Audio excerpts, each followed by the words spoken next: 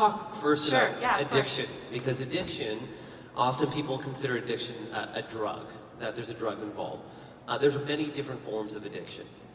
There's so many different forms of addiction, and it's so prevalent right now. It seems like in society today, we do not accept things in excess. We really don't, and it seems like there's so much available to us, and we can't have that in excess, and the more we want it, the more we can't have it.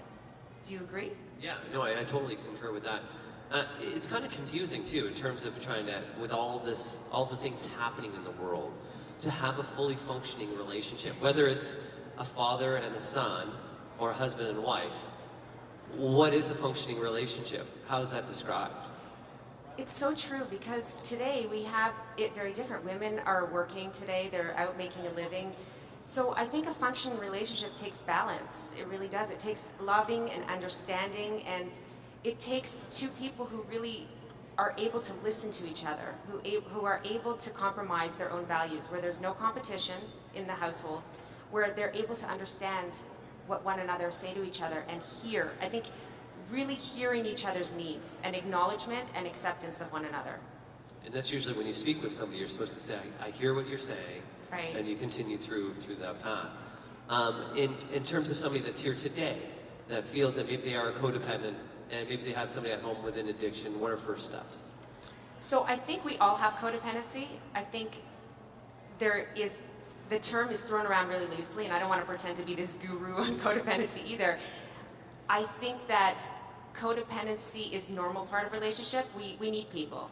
It's when we need them to the point where it's unhealthy.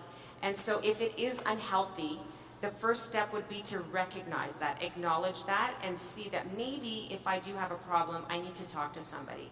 I need to accept that possibly I am going to too many people and obsessing about this, and this has become my life, and I need to go to an Al-Anon meeting, or I need to go to talk to somebody, any mentor, to stop this insanity, because the person who has an alcohol issue would be just as unpeaceful as the person who has codependency, and you cannot say that one is more unpeaceful than the other, I would believe. So is there a checklist? Is there somewhere they can go online to Sure. kind of go through? Yeah. Yeah, if you just, any therapist can help you, or if you just punch in like Al-Anon online for people who have Alcoholics Anonymous, or even Codependency Anonymous, they have group meetings for that. Or they can see my website at loveandlife.ca, lovenlife.ca. I can definitely help them out. And where are you located? I'm in Markham, Ontario. Markham's not a far drive, Yeah. people. Does anybody have any questions out there?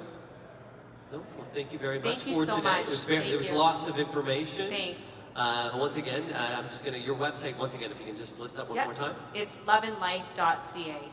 And that's Stacey Dombrowsky. Of course, she also has a show, which is called Mind Matters on Rogers Network. When does that air? That's every Wednesday at 8 p.m. So be sure to tune in. Enjoy the show, and thank you very much, Stacey. Thank you very much. Thank It was you. a pleasure. Thank you.